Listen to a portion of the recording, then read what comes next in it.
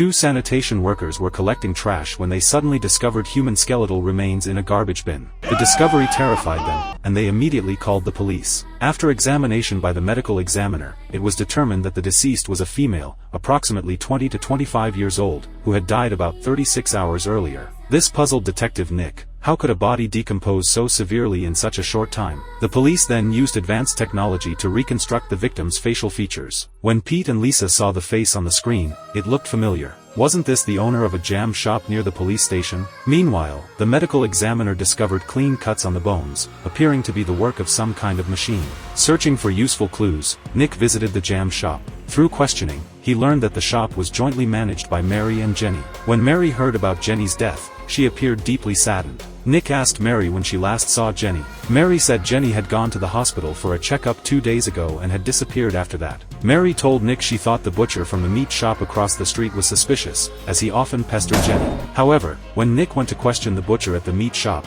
the butcher stated he hadn't seen Jenny from across the street in several days. Meanwhile, there was new progress at the medical examiner's office. They found paper fragments in the torn clothing. After 3D reconstruction, they turned out to be $200 bills. The current clues, hospital and cash, easily suggested the deceased might have been involved in illegal drug trafficking. Nick went to investigate at the hospital. Upon learning about the girl's death, the attending physician didn't dare hide anything anymore. It turned out Mary came for HIV tests every week.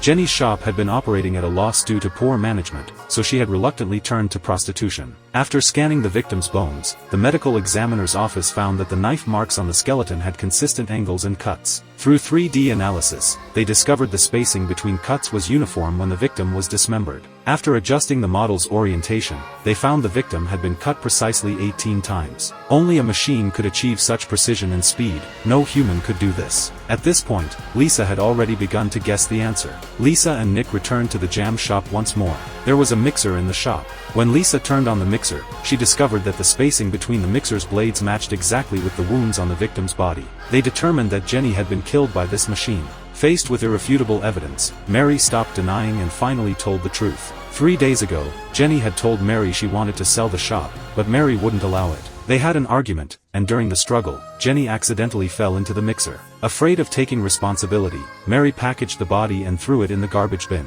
Now, what awaits Mary will ultimately be the punishment of the law.